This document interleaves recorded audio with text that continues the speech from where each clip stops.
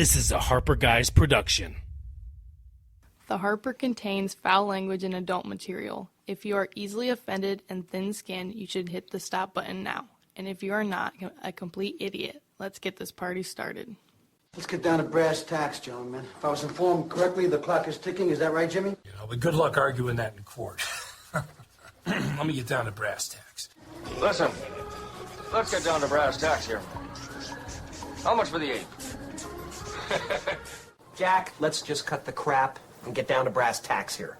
Are you hating on Neil Diamond? Holy fuck, fuck Neil Diamond. Our dream of deathmatch is going to come to fruition, and my golden ticket is going to pay off. Hoo-ah. Don't you fucking hoo-ah me, motherfucker. I want the ability to time travel. This is stupid.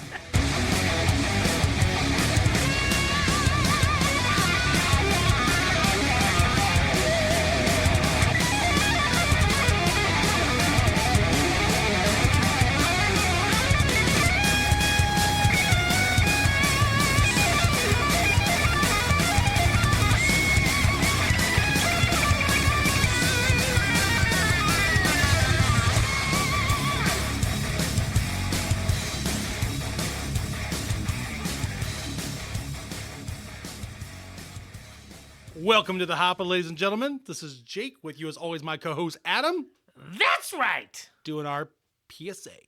Oh yeah, fucking shit. I almost fucking forgot. Fucking shit is right, man. Welcome to the number one common sense podcast in the world. Let's get ready to mumble episode 117. Please visit us at theharperguys.com where you can find our Facebook, Twitter, and YouTube links. You can also find us everywhere podcasts are found. Ideas, complaints, or just want to say what's up? Email us at theharperguys@gmail.com. For those of you that don't remember, he fucking does it like that every time because he knows that I hate that classic 1995 fucking radio sound. So I like to tell you how much I appreciate that version of the PSA. Let's get it on. Who was that? Mills Lane. There you go. Hell yeah. Come on, man. He passed, right? I think he did a couple years ago. He was old when he was doing that. Right. So I'm just gonna steal that now. Let's get it on. All right. How you doing, man? I'm good. What's How going on, many bro? weeks has it been? 5? Nah, I don't think it's been that many. Like 3, 4. Woo-hoo! Like, this is close to a schedule we've had in a while. All right, yeah. For those that don't know, I've pinned Jake to a corner, and I told him I only want to do this once a month. So the every 2-week thing, we'll see. It could happen occasionally. Yeah. But for the most part, we're just gonna try to do this once a month, and you know what? It'll be okay. Hey, I think the schedule may change again someday in the future, but for now, we'd rather schedule it and do it than hollow promises and schedules never working. Yeah, I just get to the point where, there was a time when it seemed like every 2 weeks was good. Yeah. But, even just like playing cards, even though getting 2 people together is way easier than getting 6 people together. No shit. But, good old days. But at the same time, I just think that, life is life. I'm going to have a busy summer anyways. Got a kid graduating. That's all kinds of fun. Woo. Can't wait for that party. Miss Brianna. Yeah, she's doing really good. I haven't puked at a graduation party in a few years, so. This is probably not a puker. Not for you. Unless you're going to throw up on Miller Lite. Fucking weak ass. Unless you're going to bring some bourbon. I'm going to supply some Miller Lite. Okay. That's about it. I don't drink Miller Lite. Well, then. That's what I'm saying. I'll bring a cooler. You're probably not going to be throwing up. I'll still be bringing a cooler. I'll do my part. You know where it's going to be? Where? It's going to be, the Dayton Nursery in Norton? Now there's 2, but it's the one on the north end of town. It's got the big red barn and everything. Yeah. In that barn, actually, they rent it out. You think this is going to be the first time I've got drunk in a barn? No. Okay. I hope you come and get drunk. That'd be great. I'm gonna. All right. Is there anything better? I don't know if you've ever done this. Like, if you're going to get drunk in an event, a grad party is one of the better ones. You know why? the expectation is that all the grads are going to get drunk. So like, even at your worst, like unless you're like grabbing somebody's ass you're not supposed to, like you really like if you stay inside the lines, like you don't get in trouble. Like it's almost impossible for you to get in trouble with that. And the best part is about 10 beers in, you'd be amazed at how much knowledge you have to dispense on the graduating class. You know? I bet. So, But I don't know if a this is super gonna fun be, time. I don't know if this is going to be like, now if it was like wall to wall people, like, 50, 60 folks, I don't know if we're going to get there. Maybe, who knows? it's going to be one of those that like starts off like mild, but then like next thing you know, like texts and shit are going to be flying, Reisinger's party's off the hook. Get the fuck out here, Red Barn bitches. I don't- Next thing you know, Red Barn's fucking hashtagging on fucking Instagram. Be fucking great. Next thing you know, they're making bunches of money because they're trending, or what would it be? That's what I'm saying. They're going Right. viral. Right. They're trending. Got to learn you know? all this lingo. Right. House of LaRose shows up, wants to sponsor the fucking party. Boom. I know a House of the LaRose Fucking off like a family progress. member. I could just invite her over. See? There you go. Boom, and bang, the bear truck. Right. When she shows up in something else, but like, no, the company car. The company fucking This car. is not. We didn't want you. We didn't want the civilian you. We wanted the working Right? beer girl you. or- Working beer girl, you. Well, So, she's probably not even. She probably works. She probably owns the people that drive the truck. whoa. I don't think you're allowed to do that anymore. I don't mean like slaves. I'm just saying. I'm just taking your words as like literal. John Rohr would say, "I own you." Yeah. 1,000 people outside this door just waiting to take your job. Right. Really? I didn't see him. It's incredibly easy to get out of the parking lot with that being the case. That's exactly what I would have said. You mean for each of us? That's a shit ton of people. You got 100,000 people outside? Get the fuck out of here. You're crazy. Right. Crazy old coot. Oh, Good shit. times. That's All right. hilarious. All right. Do you have anything you want to update before the class gets in session here? No, I will give this is just like a quick hitter. Like Quick just- hitter. Quick hitter. If you might not know who he is, we talk about comedians quite often on the show these days. If you're looking for somebody you may not have watched yet on the Netflix, like check out Shane Gillis. I don't know if you've seen Beautiful Dogs. That's the name of his special. Did you watch it on there yet? No. It's pretty good.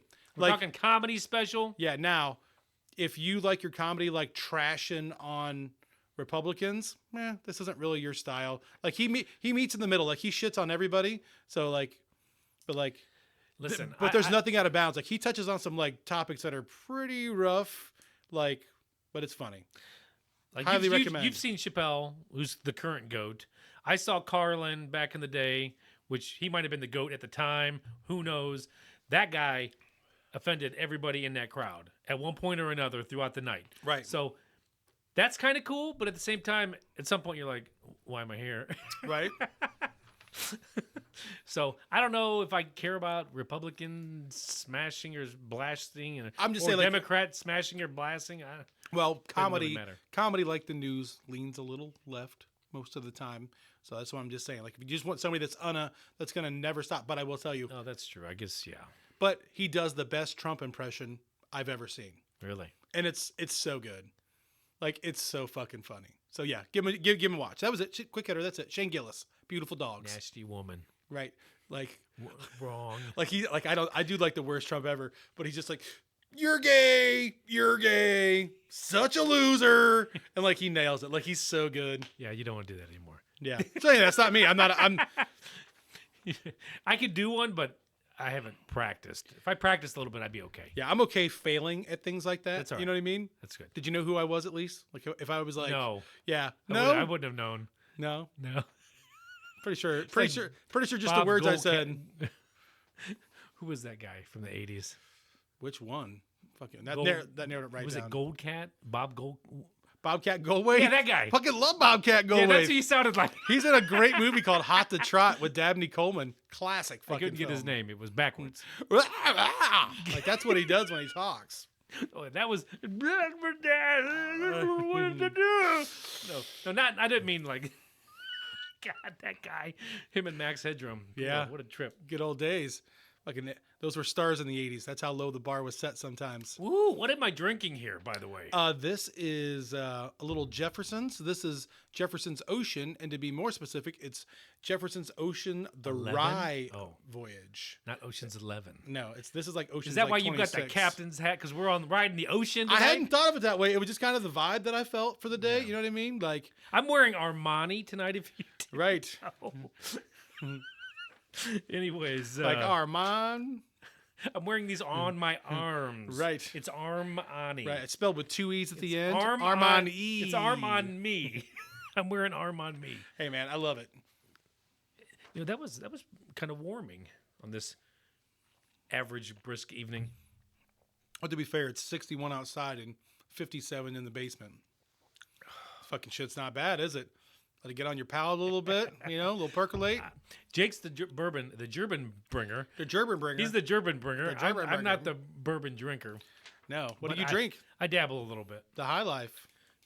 Oh yeah, this show brought to you also by the High Life. Right. What was the commercials that they had where the dude was like stealing everybody's fucking beer back at one point in time? Stealing beer back. Yeah, it was a High Life commercial. Do you remember these? The guy would he'd pull up real fast in the big beer truck and like he'd go running in and like next thing you know he's dragging all their Miller High Life out. He's like, "You charging motherfuckers $4 for milk? You ain't letting them live the high life." Oh yeah. Forgotten Gems, dude, one of the best ever on Yeah, that they stuff. went, they went and used to. Yeah, they took the beer back because they weren't living the high life. Yeah. So anyway, I'll let you get your topic. Sorry, No, we got sidetracked. I like the morning mashup here. Yeah. This is good. Don't fucking call it that. I fucking hate that. Like I can't. Like I tried to listen to the radio. I don't know. It was probably fucking 6 months ago, and dude, I couldn't do it. Like the morning radio, like it's like this is an assault on your senses, not a fucking radio show. Well, I mean, I guess maybe you get too used to listen to Rogan, you know, talking in chill mode all the time. so what do you want to do with the information you have? Right. All right. Okay. Let me get the spectacales back on here so I can read this shit. Spectacali. Like respectacali? Like No one respects Cali. They got a bunch of fucking degenerates out there. that's why they're leaving in droves. Are they? Oh, People are leaving California? mass exodus. They're trying to fucking California or Texas, man. They're trying to California or Texas. Because none of them want to move to the Midwest because they're afraid of Jesus and winter. So The winter. they're all staying down in Texas. Oh. That's like the number one. Texas and Florida are far and away the two most moved into states over the last 2 Sure. years. Guess which two everybody's leaving? Want to take a shot? The other one? Florida. No, that they're leaving. They're going to Florida and to Texas Oh. from California and Venice Beach. I don't know. no, that's also California. A state that people are leaving because shit got fucked up there. And it's fucked up worse every single day. Shit got fucked up. Ohio? New York. So they're leaving the big NY and the huge Cali. Right. So you got like a line going straight south and a line going straight east. Who's leaving? Everyone. People that are tired of the fucking taxes, that are tired of dodging shit piles in every fucking major city, that are tired of dumb shit happening. Funniest thing in the entire state of California, they just passed reparations. Like, they're actually trying to figure out how to pay these things out now. So a state that has never had slavery is going to pay out reparations to slavery for people that were never slaves to be paid for by that people that never owned slaves. But that's California logic for you. All right. Moving on along here. So, I thought of a couple topics today other than, you know, some current event stuff. And some of these made for good topics in the past. Maybe these won't, but let's just get into it. Have we done these on the show before? I don't know. Okay. A lot of these I can remember. Okay. And we may have touched on some of these in some way. Yeah. But I don't think this one is exact as this. So I was just thinking, and by the way, if you would like to answer any of these questions, please email us at theharperguys.com and we'll read them on the show pertaining to episode 117. theharperguys@gmail.com. That's what I meant to say. Theharperguys@gmail.com. Just for Jake. So anyways, I titled this one "Before You Grew Up." So everybody's when you're little, they says, "When you grow up, what do you want to be? What do you want to be? What do you want to do?" And then we spend from like 10 or 6 maybe to like 18 thinking the same thing. I don't know what the fuck I do. What I want to do. Some of us know. Some of us have a clear path. Some of us shoot that path and never look back. Most of us are kind of swimming in the swirly toilet for a while, and then we're like, "Hey, I'm just gonna do this because I can get paid a decent amount of money, and I just need some money right now." Then there's some people that got off track, got back on track. I'm sure you weren't when you were a kid. Didn't want to be a salesman, No. right? I didn't want to be an IT guy either. No, what'd you want to be? I think for the longest time, I just liked shapes and building things, even if I wasn't going to do it with my own hands. Yeah. But like architecture, I was like, that's really cool. And then of course, I was a huge Indiana Jones fan, so archaeology seemed really fucking killer too. Not that I thought I would be running around getting chased by guys with spears, but Right. I thought that would be cool though. Digging up history and finding and making, One of the funnier saving jobs history. of all time, though, because we all heard all about it growing up. Have you ever met a fucking archaeologist? What did you open that with? So, being an archaeologist, Yeah. something that was always talked about when we were kids, Right. Right. Have you ever met an archaeologist? Never. Because there's 9 people on Earth that have that fucking job, You think Like- that's it? dude. It's so small. You think? I would love to do the homework on. It's such a small number. Like You think that- it's because there's no demand? I think that unless you work for a company that's making money off of the recovery of said items, Well, or a it's- government is funding it, Well, you're I'm thinking telling of you, it, you're thinking of it too much as Indiana Jones. I mean, you could do I'm thinking of it practically. you could do. I mean, That there's well, no way that that's I was a real gonna say job. I was gonna say like dinosaur bones, but that's not archaeology, right? That's Sure, it is. Yeah, it is. You think? Yeah. So I mean, there's people out there searching for bones and shit, and there's people out there searching for artifacts like Egypt. If you ever want to do it on the side, you know that that's something you can do on the side from here, right? Well, I'm sure you can do anything on the side. Yeah, like they've got these plans where you can build these You can even ride a horse on the side. I mean, you could side riding. No, like this is a real thing though. Like there's all kinds of plans on the internet. You can basically take like an old push mower frame and rig up like basically and make them a giant metal detector that will go like 7 to 10 feet into the ground, and like that's how people find dinosaur bones and meteorites and shit like that. Like they'll get permission like to go walk fields. Like a lot of times they make like deals that's like 50% with the farmer, shit like that. Kind of fucking cool. I wouldn't know. I mean, I guess you. That's what research is for, and you'd be like, okay, so I'm looking for this, and this is where a lot of it was known to be found. Yeah. Right. Okay.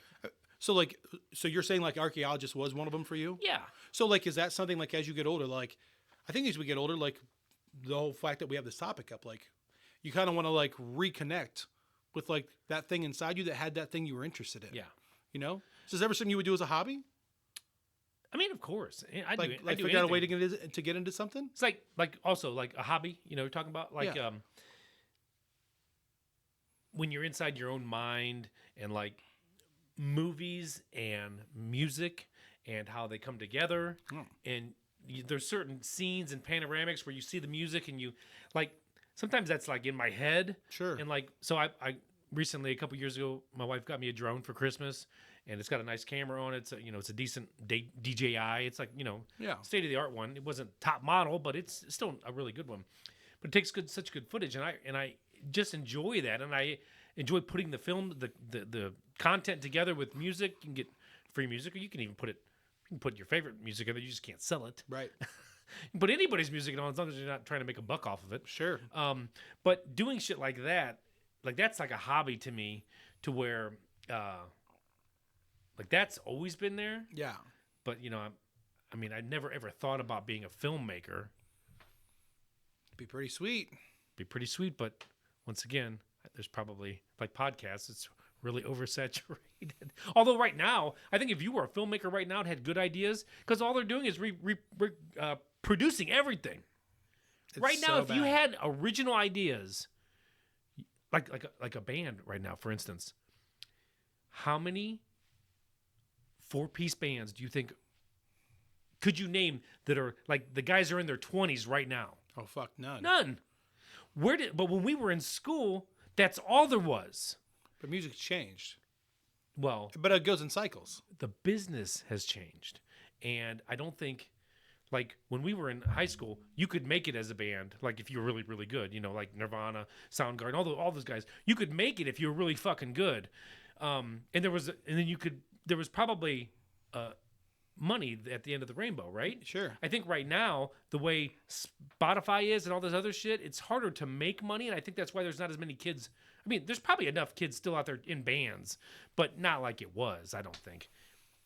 I don't know. It's interesting. Like, that's probably true, but like we're also getting like these kids that are, especially like in their 20s, like the experiences are becoming like a huge thing that this generation pays for because they've been locked into a tablet since they were 12. Right. You know what I mean? To where it's like once they get their 20s, they're like, they're breaking out the other way. Like they want to go see a band. They want to yeah. There's a reason Lollapalooza still has 300,000 people a year that Right. show up. You know, they're not all our age.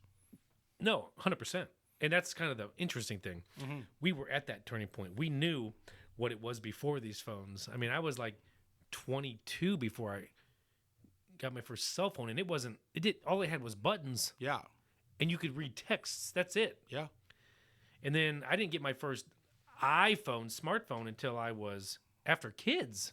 So I had my daughter I was 30 when she was born. So I was mid 30s before I had my first fucking smartphone. I'm saying it's crazy. So we Me had too, all though. we had all those experiences. Yeah. Was the iPhone the first smartphone? iPhone 4 for me. But like you don't think anything before then was a smartphone? I went from a Razor, like the flip phone Razor, Mm-hmm. to an iPhone. And You couldn't get online on a Razor? I mean, if you could, It was I like don't- half-assed? It was like, I don't even know what you would get on it. Screen was, that big. Yeah.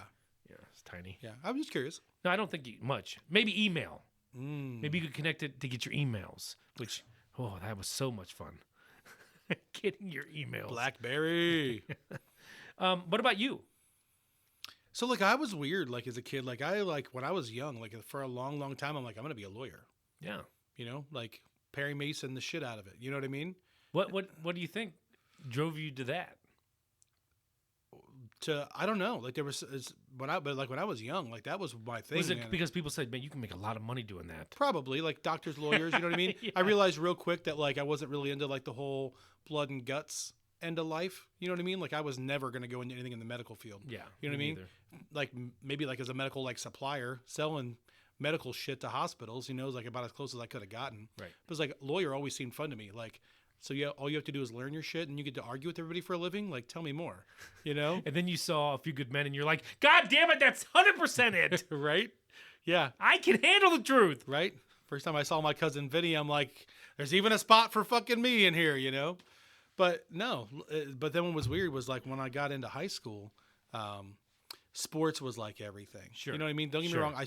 I stayed well-rounded, like within, the music and all the other clubs and shit that I was in. But it was like at that point in time, like I'm going to go wrestle in college and I'm going to come back and be a teacher and a coach. And like, this is what my life's going to be, Couple things go the wrong direction. Next thing you know, you're working on a shop floor. You know what I mean? And then once you're into that position, you got to tweak the dreams a little bit sometimes, Yeah, it changes things. I mean, people, you don't have to fucking give up on your dreams. Oh, you're going to, at 33, I wasn't going back to school to try to figure out how to go get a fucking gym teacher job to start at the fucking bottom. Right. You know what I mean? Right. So for me, it's changed, but like, what's funny is the first thing I wrote down, like when I saw the categories and it was, I'll fucking let you know. I don't know what I want to be when I grow up yet. Right. I'll probably figure that out when I retire. Interesting concept here about, finding out what you want to be and things like that. My daughter, the one that's graduating, she was going into the, not vocationals, but like the 4 schools, the compacts and stuff that they do. She went into, she wasn't going into nursing, but she was going into the medical field. She was in a class at Wadsworth, and it was about like technical stuff, and it was like radiology, where you could do x-rays, Sure. or you could do Like phlebotomy. cardiograms and things like that. Like you push that little card around and you hook up to people ultrasounds, stuff like that, which I thought was cool because it's not like you're not a nurse, you're not a doctor, but Sure. you're needed. Yeah. 100%. 100%. in Barberton, they wear like the red scrubs. Like, these people. Like, oh, there's the person with the little cart. Right. So it's kind of cool. But she really had a really bad experience with a teacher in Wadsworth and didn't want to do it. Yeah.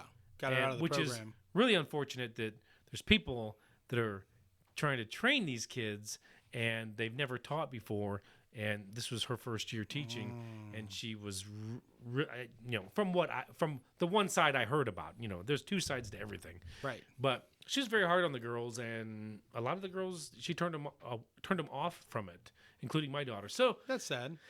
then Brianna's thinking, now she's got to go back to square one. And I'm like, listen, you don't have to figure this out immediately. You can even, it's not always a great idea to take a year off after school, but you can if you want to just bank your money and live at home and enjoy yourself for a year, whatever. But then she goes, you know what I really love is editing. Now this is where me and my daughter are she's a lot like me. And so when I was telling you just a little bit about movies and capturing things, she's really good at editing videos on her. We just actually got her a tablet, an iPad Really? for Christmas because she said that this is something that she could take to school because now she's looking into going to some sort of video editing, digital, whatever you would call it. I don't know the technical term for it. Yeah. But that's where she wants to go and look at. And I was like, you know what? That's pretty fucking awesome. I don't know. She could end up in Hollywood. She could end up in a studio in Akron, whatever. Right. I just think it's kind of cool because it's something that I probably would find very interesting myself. Right. So I think that's really awesome. I hope she figures out exactly the niche she wants to be in. Yeah. Because what I think she wants to do is something that's you can be very creative. You can use your creative juices. But I was warning her. I'm like, because I don't know. I pay attention to a lot of things when I hear stuff and like. Do you remember Mythbusters? Oh yeah. Adam Savage, one of the brains on there. Yeah. He was a studio creator for like all these big like IMAX and maybe even Disney and all these huge. And he would build these small miniature sets, and where they come in and film them, and they look like they're big. They're huge Because there's so much detail. right? And he said he was trying to explain to somebody that I don't get to only use my creative juices. Sometimes I have to do what they tell me to. Yeah. That's what I was trying to explain to her. You could go and be this, and be in this field where you would think it's just so, you just get to put so much of your own energy in it, but you're actually just following orders to do it this way. Right. I said, but now what I was trying to get at her was, you might want to find something that you can do a little bit of both.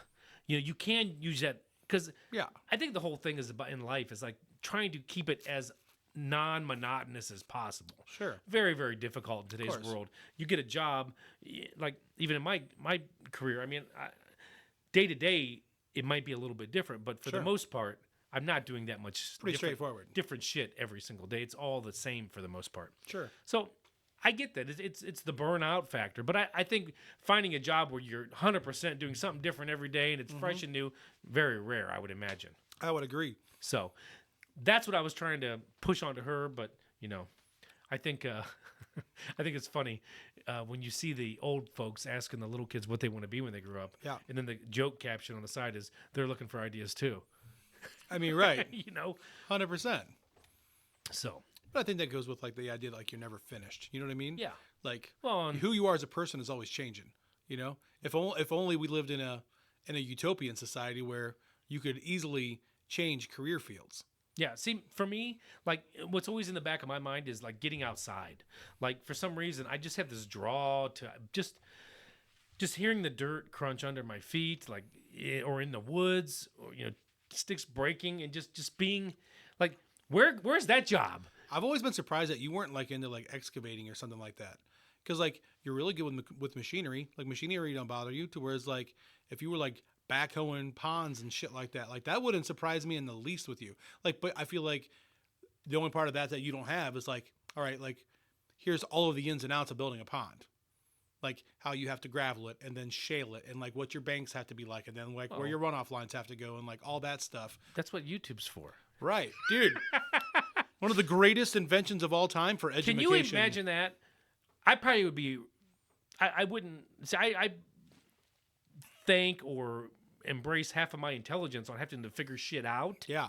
So with if I would have grown up with YouTube, I'd probably just be a retard. because I had to figure so much shit out as a kid. I just Oh, did. I shoot. tore everything apart and figured out. Oh, okay, I get it. This makes sense now. I get it. But Doesn't happen as much these days. Hopefully, with some of the kids, it still does. yeah, I don't know. Yeah, that's pretty funny.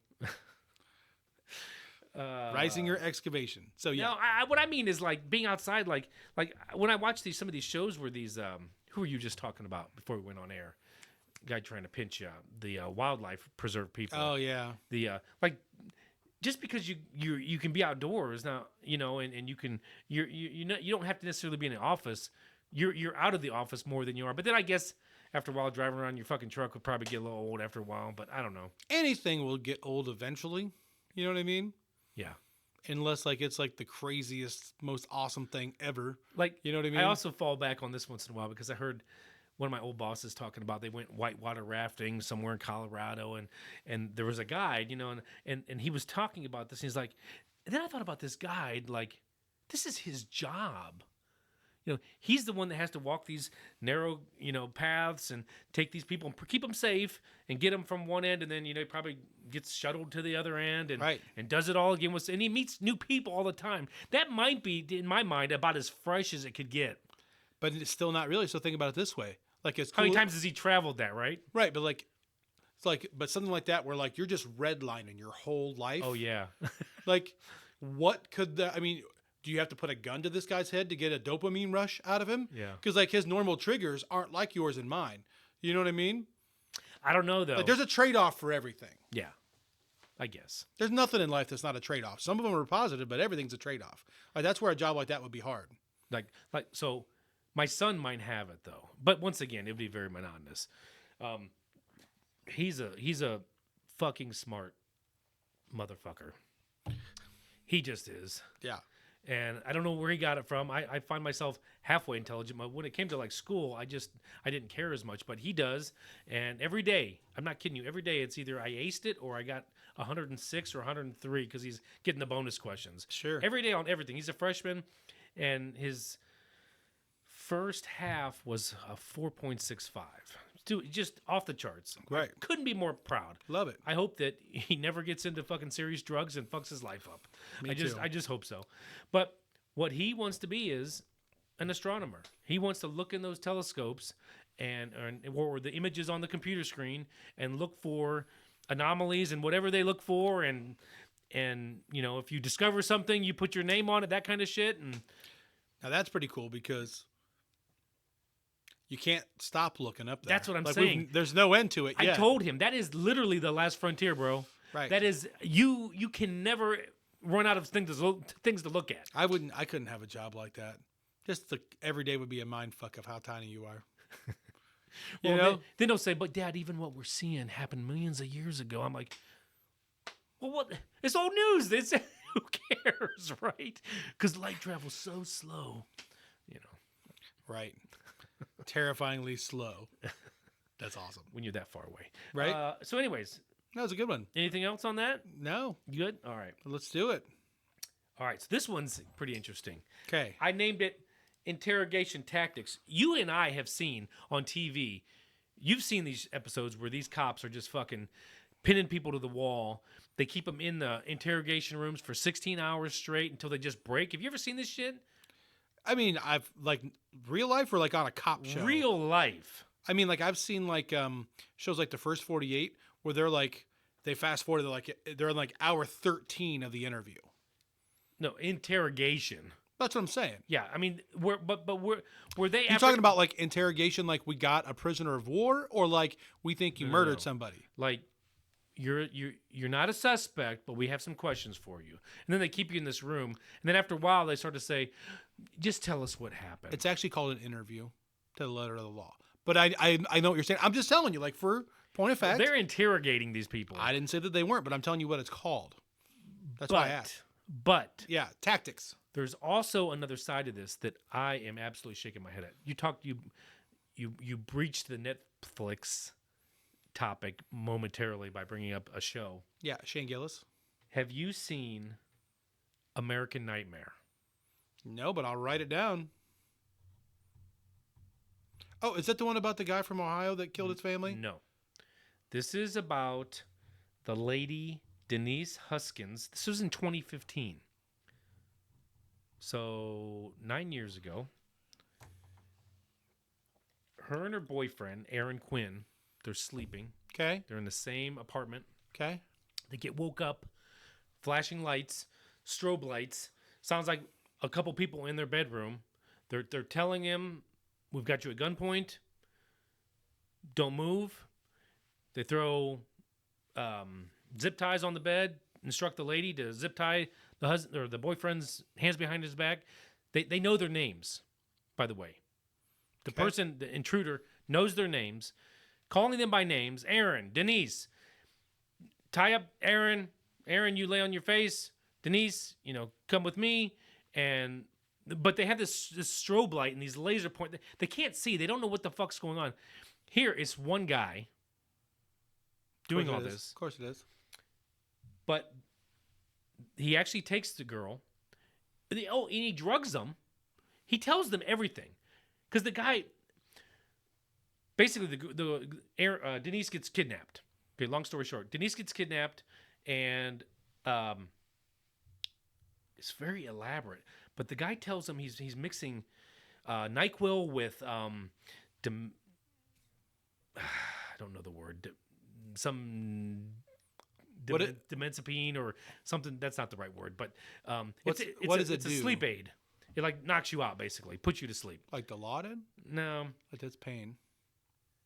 Dimenza something. But Okay. anyways, and then they make them drink it, like because they think they're gonna like held at gunpoint is what they think. So they drink this shit. It basically sedates them. They were there, blah, and the guy wakes up to instructions that he's on his couch, and the guy has put red tape around this rug, and so the rug is, or couch is inside the rug, and he says he put a camera up here, and he says, if you leave the area, I'm gonna kill her. I'm watching you. Basically, this is a ransom situation. We're going to want money for Denise back. And so at some point, he starts to think like he's drugged, this Aaron, and it's been like 2 or 3 hours since this has all happened. And he's sitting on this couch. He's scared to death. He doesn't know what to do. He's got the phone, but if he does anything that this guy doesn't like, and he can see the camera, and so at some point he just dials 911. He's like, he's like, this isn't going to work out for her. I just, at some point he comes to his senses. He's like, Time has come. I just got to call 911. And then he does, and then the police take him away, and he's in the interrogation room. They literally take his clothes, put a jumpsuit on him. Wouldn't have done that. He's wearing fucking the prison pants, the stripy pants, and then a shirt, because I don't know why. I forget why. And Trying to say he's bullshitting, like trying to figure out where she's at. well, they ask him, so tell us what happened. And it's this elaborate thing, and it sounds made up is what it does. It sounds fucking made up. When you first hear it, you're like, but you can tell, you and me, just by reading somebody's body language, I could tell by the way he's talking that he's telling the truth. Yeah. I mean, some people wear their emotions on their sleeve. You can just tell when somebody's just really calm, like, okay, this guy's full of shit. But he's like, and he's like interrupting the cop, and the cop's like yelling at him, like, don't interrupt me. And he's like, no, I want you to find her. I don't know where she is, but he went through this whole thing, and it does. When you hear the story, it sounds too Sounds like bullshit. it sounds far-fetched, but the way he's telling the story, you can tell it's real, even though you're like, wait, I can't wait to see the end of the show to see what really happens. Mm-hmm. But the officer the whole time thinks he's full of shit, and he says, hey, I'm a puzzle guy. I'm here to put these pieces together, and right now, why don't you tell me what happened to her? Being a fucking asshole. Just I guess where I'm getting at is you're supposed to be innocent until proven guilty. Shit. But Not these no days. one fucking helps you be innocent. They all want to be like you. So fast forwarding, the guy rapes the girl twice, and he finally lets her go. He literally takes her back home from like not the same place, like where her father lives, like 400 miles away or something, or 40 miles away, I don't know, and drops her off basically at his front door. She never saw the guy because he always had her eyes covered, but so she walks to her dad's house, and he's not there, but the neighbor, everybody knows she's missing. Right. The neighbor recognized her because she knows the dad. So, anyways, they find her. All of a sudden, she's a liar. She's made this whole thing up. Now that they're not. Now that she's back, okay. So Aaron's off the hook. They're like, oh well, I guess you were telling the truth. You didn't kill her and get rid of her. But now she's a victim, a legitimate victim, and the whole town, the media, because the cops have said this is a hoax. Yeah. So now it's all over the news that it's some big elaborate hoax. And here this woman had been raped and held So against fucked her up. will. Yeah. And the Vallejo, California is where that happened. And they, I remember the guy's name, the detective, because you can't forget this name, Matt Mustard. Sounds twatty. He's the one. Didn't believe Aaron, didn't believe Denise, and this other dude went on air on public TV saying that she owed the county or the city of Vallejo a apology for all this shit, and then all of a sudden, the perpetrator was sending emails and shit to these reporters. You owe her apology. She's not faking this shit because there's some of these guys that they want the credit. Yeah. They'd be like, no, I did this shit. I'm really good at it. And it was the guy. He was sending these, but then they were like, well, is she sending these? They didn't know what to think. Finally, what happened was another officer, a lady cop in a different precinct that was actually doing work and Yeah. not just being like, yeah, I don't believe you. Yeah. How hard is that? This police station, or I don't know, what did I call it, a precinct, whatever. They were doing real work, and they busted this perpetrator on a different crime, and they figured out that he had been doing more things, and there would be more. Oh no, I know what it was. They confiscated some of his shit, and there was like this blonde hair on this mask, on these like blacked out mask, and she was like, I'm not going to stop until I find out whose hair this is. Yeah. So she was investigating all these unsolved cases in this like surrounding 100-mile area, and brunette, and then finally she was talking to somebody about a case, and he goes, well, you should talk. Something similar happened in Vallejo, and boom, made the connection. If it wasn't for that lady doing actual fucking police work, Yeah. and then all of a sudden they've got the Vallejo, California police have their tail between their legs. I guess where the whole. So they were never really actually looking for this fucking guy until somebody else stepped in. Right. And do you know what they did? It's just I guess where I'm going with this is it's just such poor police work. Now, obviously, in the story, there's also some really good police work, but it's like, what? I know not everybody takes their job as like, man, I really need to do a good job at this, but why would you just waste your time? It's kind of like sweeping the carpet with the sweeper off. It's still going to make the fucking carpet marks, and your mom's going to think that you fucking swept the carpet, but in the end, just turn the fucking thing on. You probably get more work done. I mean, I don't know. It's California. That's what it always comes back to for me. Fuck California. So, in the end, the couple is a very happy ending, minus the fact that the ladies, but she actually, talk about, I don't know, this lady, if she's probably got a lot of therapy bills, but she was sexually assaulted at like 12. She was assaulted again at 19 at a party. Some dude had his hands where he shouldn't. Yeah. The one where she was younger, I forget what happened, or maybe she did tell her parents. I forget what happened to that guy. But when she was 19, the cops told her, Are you sure this is what you want to do? That kind of shit. And so so that was just swept under the rug. And then this one, she's like, no one fucking believes me, like ever, It's pretty fucked up. And, but you know what? They end up getting married. They had 2 girls, little girls. After all this? Yep. And, Good. and they seemed like they were very happy, and it's like not enough money to me, but they still got $2.5 million from Vallejo, California, from the city. Yeah. But the fucking bullshit end of it, Matt Mustard got officer or detective of the year that year. Do you notice that That's a theme. What's that? I'm gonna bring you up another story. Making a Murderer. Oh yeah, fucking disaster. Stephen Stephen Ames. Avery. Stephen Avery. That's what Yeah. I meant. Not Stephen Ames. Do you remember the cops involved in that? They got Officer of the Year, or Cops of the Year. Which is a fucking joke because you couldn't convict a clearly fucking guilty man sitting right in front of you. Fuck you. Like, are you kidding me? Whoever made that fucking series, it was entertaining, but it's really fucked up. If you step back and look at that thing, you know he killed that fucking girl. There's no two fucking questions he killed that girl. Dude, he was totally set up. That he had just been awarded like $3 or $4 million from the city. That doesn't have shit to do with shit. Yeah, it does. And they didn't want him, and he was gloating, and they fucking hated it. And they knew they had his ass pinned. He didn't kill that girl. He fucking, dude, 100%. No, I didn't. Hold on. If you watch, there's a second documentary that's called Convicting a Murderer. Watch it. All of the shit that they fucking omit from the documentary that you saw, dude, this guy fucking murdered that girl. Bigger than fucking shit. It's not even a fucking question. Watch. If you're going to watch Making a Murderer, because I was on your side initially, watch Convicting a Murderer.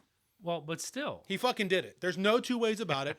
He fucking did it. His cousin was less mental acute than he was, Yeah. and he enlisted his fucking help with it. 100%. Dude, I don't even have to defend it. Watch the documentary and tell me what you honestly believe after that. Okay. I will. Like, because I was almost mad. Because, like, I love documentary films. Right. And I love documentary Well, they films. can totally be one-sided, for sure. Right. Like, when you can tell that they're definitely pointed from a certain direction, right? But I felt like with this, like, okay, like, yeah, they're tugging at the heartstrings a little bit, but, like, it seems like you don't have enough, you know? Like, yes, the city has, you know, good old Manitowoc County has 9 reasons to be mad at this guy, you know what I mean? To try to shit all over him. It seems like the type of place that something like that could happen, you know, a little backwoodsy, you know, like not the big city, you know, like, but it gives it that feel that it's possible, right? We got some lead in the water out here. Right. Watch Convicting a Murderer. All right. You're going to be like, fuck you. I'll check it out, but still. It's that bitch Carol Baskin. There.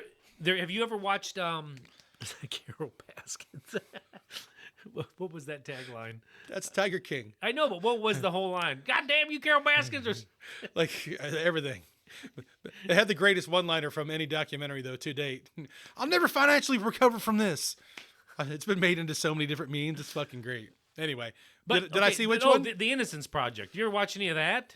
I have. Guys on death row and things, or been in jail for 25 years. And Yeah. Again, though, they don't show you.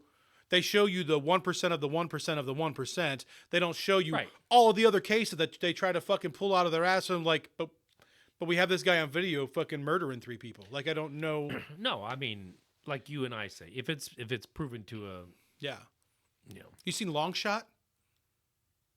I don't know. Oh, dude, you have to see Long Shot. It's only like 35 minutes long. It's a short documentary. It's on. It's definitely on Netflix. One of the best documentaries you'll ever see. You will love it. I will tell you this right now, guarantee. As your friend, you know, Uzi. we've been friends for 20 plus years. This will vault into your top 5 all-time documentaries. And I don't give a fuck what you name that you put on that list right now. Guaranteed for you, knowing your personality, it's fucking awesome. You want to know? You want me to tell you? No, don't tell me. Okay, dude, it's gonna blow your mind. You're gonna love it so much. I watched one last night. Yeah, murder and baseball. That's like together. So good. I don't love murder. But like true crime. True crime's interesting. Like as we're talking about all these Listen, true crime docs. I like you're true like crime. I love forensic files, cold case files, all that shit. I like all that. This is like true crime with baseball in it. Okay. It's pretty great. I might have seen it. I don't know. I watch a lot of shit. You would remember this one. It was called Bitconned. Oh yeah. Did you see that? Yep. With the 3 fucking high school flunkies. Yep. But they had enough knowledge. They started mining that shit. About 2. No, it was they said they were going to, because Bitcoin is a currency Yeah. that is non-government related at the moment. Non-government regulated. Yeah. Okay. And so, but it's like stocks and bonds. It rises and it falls. So your 1 Bitcoin could be worth 50,000 today, and 30,000 tomorrow. You just don't know how it's going to go. And it's volatile. Right. So basically, if you want to make any money, you sell high and you buy low, right? Yeah. Clearly. Obviously. Right. So it's like the stock market. But to actually use that money, let's say I had 10 Bitcoin and I had $300,000 right now, or whatever, that'd be like $300,000. But you can't use that money unless you sell your Bitcoin. Convert it. Right. Unless you sell your Bitcoin. So they came out with a Visa. This was the plan. And everybody fucking jumped on board. It's a Visa to spend your currency. So basically what that means is, I don't know how that would even work anyways. Because one Bitcoin's worth this amount of money. You can't take a little bit from it if you want to go buy a new suit. Sure you can. How? Do you have to have a full dollar to spend 50 cents?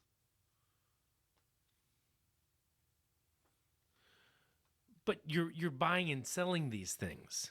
So how could you use, let's say your Bitcoin right now is worth $55,000. Okay. How could you use 25,000 of that and then sell it to somebody else for 50? I don't understand the question. It's like anything you buy in life. You buy it as an investment. Don't look at it as currency. You're trying to spend it. Don't No, I'm looking at it as a whole look at it as gold. object. Right. Like a bar of gold. How could you slice off a corner of that and go buy a new suit? Because you can fragment anything like that. And then sell the bar of gold for what you first paid for it. Right. You couldn't do that. Theoretically, you couldn't. So anyways, but this is in the digital world. Though, however this was going to work. Anyways, everybody was on board. So there must have been a theme to it. so they're just ripping shit off. So, but basically what it was, so you get this credit card, and then you could go, boom, and then your Bitcoin percent would, or your money would go down. So you're slowly selling one of your Bitcoins, I guess, to whatever. I guess if you're still trading Bitcoins around, I guess it all makes sense, right? But it was all a bunch of bullshit. But they got Floyd, because it's all who you know. They got Floyd Mayweather to sponsor it. They gave him $200,000, said $800 would be in this currency. He ended up having to give the money back because when they got busted. Right. So he didn't go to jail. So Floyd didn't go to jail. Yeah. Right. They also got DJ Khaled to. Did you see this? I haven't seen it, but I know what it is. Okay. So it's not really the best show, but there's this guy. Like there's the 3 high school flunkies. Like, and they're not completely retarded. Yeah. But they're hustlers, right? Yeah. But the one guy ended up just being the backer. Like his family, he went out and got loans from mom, grandpa, and they got $250,000, and they went to town on this to do this. But everybody just thought it was so legit. And then there was this guy on the web that everybody really trusted. He's like, "This is good, go!" And Explode. and then later that guy came back and was like, "I made a fucking mistake." Like he knew shortly after, like I shouldn't. But the cat was already out of the bag. The cool thing was people could actually sell, and they were getting it for a loss, but they were still getting most of their money back. I mean, I'm sure there's probably stories that a lot of people didn't. Right. But yeah, crazy fucking shit. The guy said we were on the hook for stealing 30-some million, but he goes, we probably cleared 200 million. Isn't that wild? You know the pizza story about Bitcoin, right? Pizza? Yeah. You ever seen that? Guy that was like super duper early in like mining Bitcoin and shit. Like this was like what he did on the side. And then like there came a time where it didn't look like it was going to work out. Like it wasn't going to get the notoriety. Fucking starving in his fucking apartment, like on one of these message boards, put, "Hey, for 2 large pizzas, I'll transfer 10,000 Bitcoin." The fucking guy was like, "I know you need the food. I'll help you out. Send me the Bitcoin." Fucking picked up 2 pizzas, dropped them off at his house. 10,000 Bitcoin for 2 pizzas. True story. And that guy still got the Bitcoin, and he's a fucking millionaire. But that's always the question, right? So anytime that I've seen this come up, it's like, if that was you, right? I put that out there. I'm your buddy. You're trying to help me out, to feed me without me having to ask for it, right? It's like, oh, he's got this worthless fucking Bitcoin. You get it on that Visa card to where you got 10,000 Bitcoin on that Visa card. It's not worth shit today. Right. Would you have sold it at $5 a coin? That's 50 fucking large. Right. For 2 pizzas, you're like, holy cow, I'm shitting in high cotton.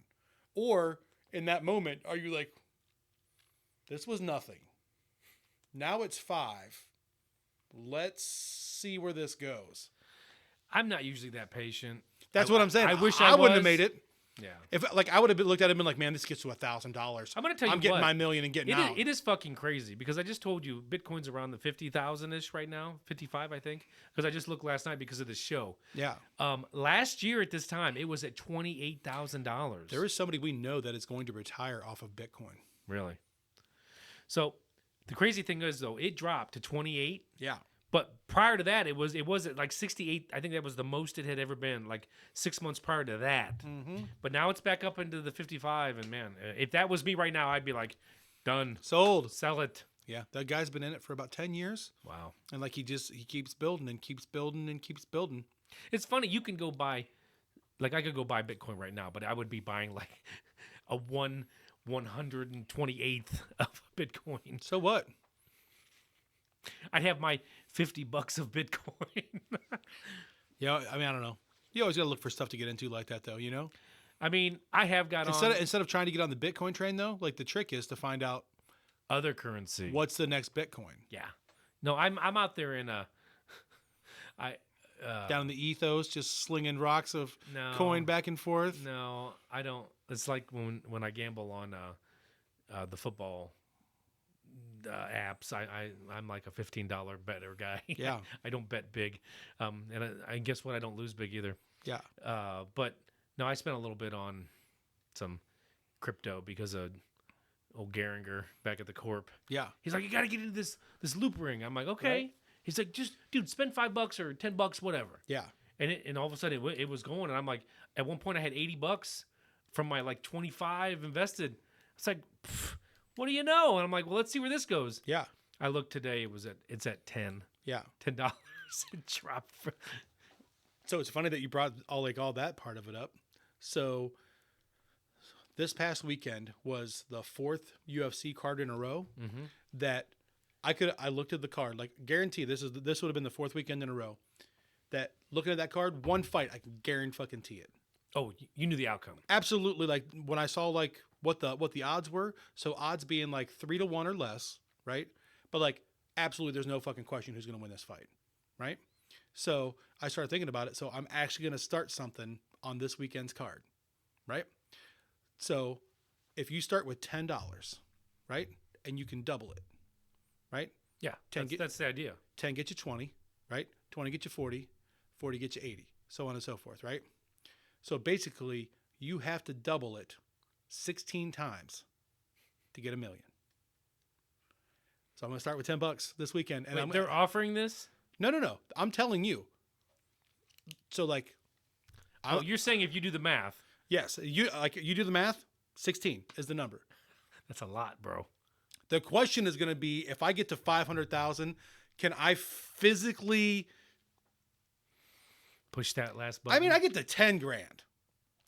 You know what I mean? Yeah, you might be popping some champagne. But if I advance that far, you know, because you're like like level 10 at that point. You know what I mean? Like, You're like, and people need video games, man. I have just made a video game out of life. right. So, but I told her, I'm like, I can see them like that. Like I love to pick like the parlays and shit in the fights. You know what I mean? Like I try to pick like the guy in the round. I think and, like, you're the whole thing. overthinking this. Why just there is a world of sports bets. If you don't like the UFC this week, look at basketball or wherever else you feel. But I'm not nearly as good at Okay. any other sport. Well, just yes, for me you are. personally. Football, you are. But I'm not. I'm okay at football, but I'm not anything like the UFC, because the UFC has a beautiful part to it. Is like if you fought Mike Tyson, right? You could fight Mike Tyson 300 times. I love you. You're never gonna win. Probably not. Never. I mean, you're gonna be lucky to land a punch in 300 fights. Like that's not me being mean. Like it's just And a we're thing. talking old grandpa Mike Tyson. That's what I'm saying. Like this current version of Mike Tyson Yeah. could be stoned out of his mind and still murder you. Yeah. Or me. Like you're not alone. I'm on the same island, right? That'd be funny to see. Right. One of us in there. But in the NFL, Wait, what about both of us? Right. I'm still fucked. I'm not disagreeing. But in the NFL, even the worst team, I mean, subtract 3 seasons all time, even the worst team in the league beats somebody. to where I feel like the propensity for it, the swings are way different. So for me, I'm going to try to do it all UFC. 16 fights, $1 million challenge. But you have to find one that will the bet that will double your money. Right, and that's the thing. But like, I'm also not going to compromise. So like, if I get into this week's fight card and there's nothing that I'm like, Right. that's the fight. Fuck no, dude. Yeah. I'll fucking pass it. This isn't like the ice bucket challenge. You don't have to do this. No. You do it when the lights are green, baby. Right, but I'm going to try it. So that's one of my things for this year. I love it. Yeah. Let's fucking get down 10 to of them. brass tacks, gentlemen. Are we almost done? No. That just means we're moving on. Next. Next. All right. We got some good ones here. Leisure Sports TV. Okay. If this was a thing, I just made this up in my head before coming over here.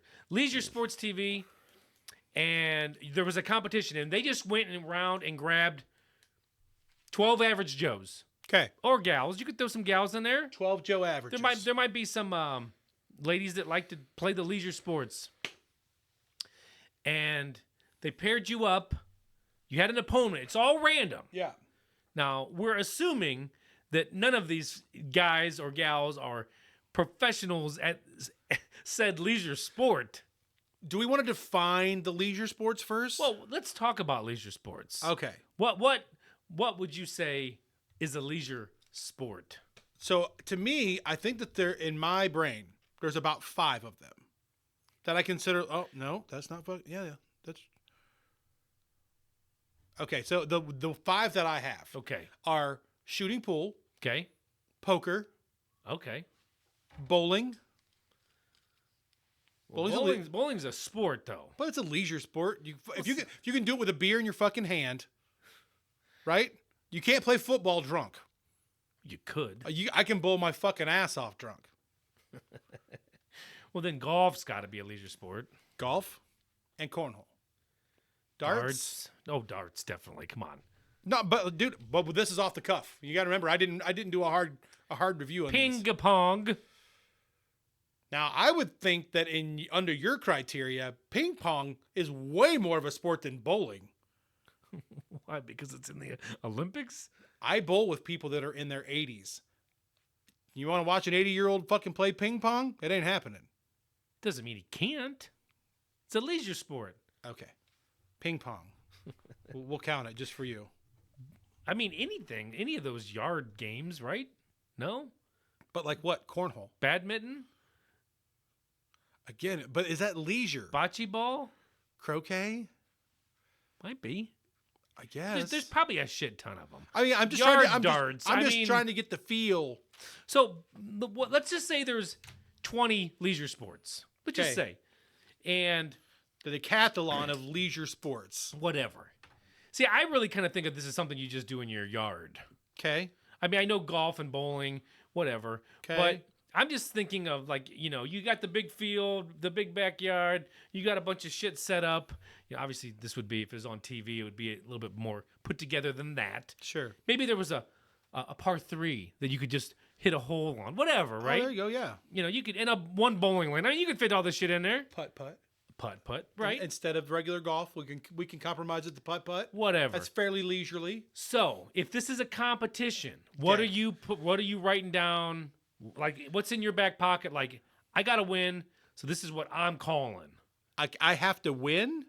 You need to win this game to advance. Like, okay, let's say the first. All right, and we're not counting bowling then off this. I mean, I don't know. I mean, that's low hanging could be fruit for me, but like, I could be completely wrong on the leisure sport. so like I've always said that like the leisure sports like holy trinity is if you can get a hole in one, a 300 game, and drop the 8 ball on the break. Like that's the holy trinity of sports that you can And play while drinking. 4 cornholes in a row. See, now you're talking. But like, if you had to win the event that you're playing. No, I'm just saying, like, what would be your bread and butter if you're like, all right, well, it's all random the first 3 rounds, but that 4th round you get to choose. What am I choosing? Okay, so like I want to say cornhole, but the answer is no. Because I don't play much. I play like once a year over the last maybe 5 years. And there are people that to this date, like, that is what the fuck they do. And they're really good. Like, I've seen those guys. Right, and you can't see them coming It's a not while me. away. No. Like, that's definitely not me Now, at I'm going to all. be honest. I can throw a good bag, but I am nowhere as good as some of these other guys. Yeah, I would honestly say, like, from the list, especially like if I'm really trying to win, I would probably take pool. Because I feel like pool is like, it's in like the weird place. Like, it's kind of like, it's not what it used to be right now. You know what I mean? Like, how many kids in their 20s are even fucking efficient at the game of pool? But what if it's a bunch of 40-year-olds? Again, even if with a bunch of 40-year-olds, there's an 80% chance that I've shot way more pool than they have over the years. Like, I might not be super crisp on everything. Like, I might miss some shots that back in the day I would have rolled in no problem. But like, as far as like trying to give myself a statistical advantage, that would be it probably for me. What about you? Just like you, I would want to go cornhole because it's just a fun fucking game. And you feel like you're so good at it. Right. And then you play with somebody who's really fucking good Yeah. and you're like, Yeah. well, I do other things with my time besides just play cornhole. Because that's about how you feel about it when somebody's super I good. think I'm the best at probably darts. And I'm not Ooh. I'm not a good dart thrower, but it seems like kind of like in cornhole though. It's like that I'm like about a 6 dart streak, right? Where I'm yeah. 6 to You're 8 just chucking, bags, you know? 6 to 8 bags where I'm like, "Oh my god." Right. I'm all over it. So I don't know. Yeah. I mean, if I don't think it counts, but if playing cards counted, like whatever it was, I would take the card game every fucking time. Well, yeah, you should. You're pretty good at it. I'm not just saying that, like, because I feel like for who we are as people, but you should too, like 100%. Like if cards was on here, I don't give a shit if it's poker, euchre, whatever the fuck it is. We've played so much cards over the years that we understand strategy, especially of card games, to where as long as you understand the rules, you have a hard time convincing me that you're not going to pick it up real quick and like that be your best statistical advantage. Maybe. Just to me. For me, it's a lot of repetition. Like I was at one point in my poker rounding, I was really, really good. I could read hands. I mean, I literally could. I could tell you what was almost in your hand, almost to the T. I agree. But to me, it's a lost art. I don't do it enough to get in that fucking. And I miss that because when I was playing so much, I was like, God, it's like it's almost like a cheat code. You know, by the way that if the person knows what they're doing, you know by the way they're acting, by the way they're calling and checking what they've got, and that's retarded. Right. I was always better at that end of it though. Like I was always better. Like you said, when we were playing all the time, you know, we're playing the league once a month. Most weeks you're playing at least one day on the weekend, or like if there's a Thursday night game someplace, you know, like and I was playing online for free all the time. oh yeah, always trying to stay sharp. Mm-hmm. Like and like when like it first happens, like you're kind of like, man, did I get lucky there, or like, is that real? And after you go like 6 months of like, you catch yourself being right, like even 60% of the time, you're like, okay, there's something fucking to this.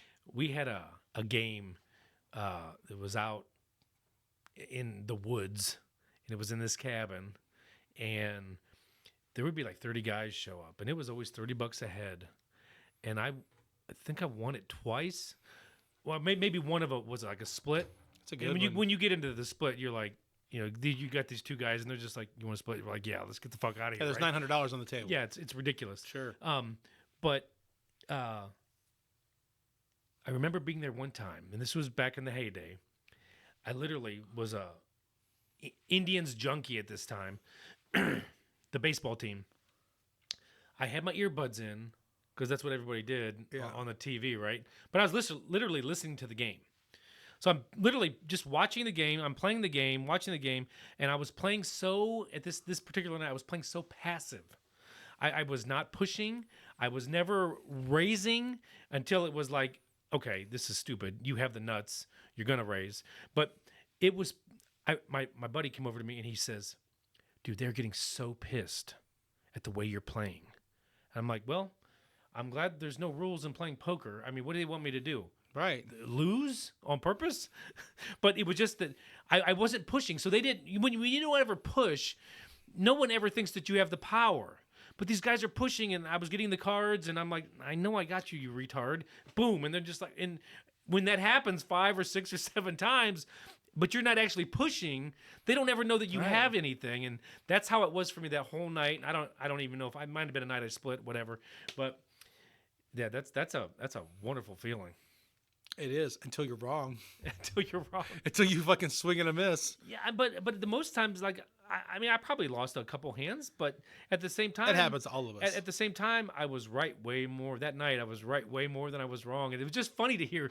Like, it was almost like a sitcom. Dude, you better watch out. No, I get it, dude. They're coming for you, Harper. Right. I get it.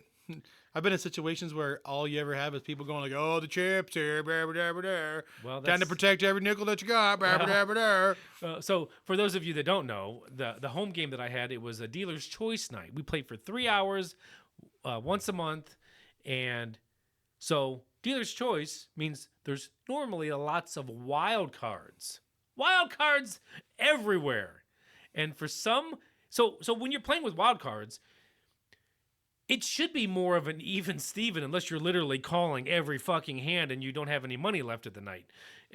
I used to tell Baker, though, I would tell him, because, I had a lot of success after a few years of playing, because, you start to catch on.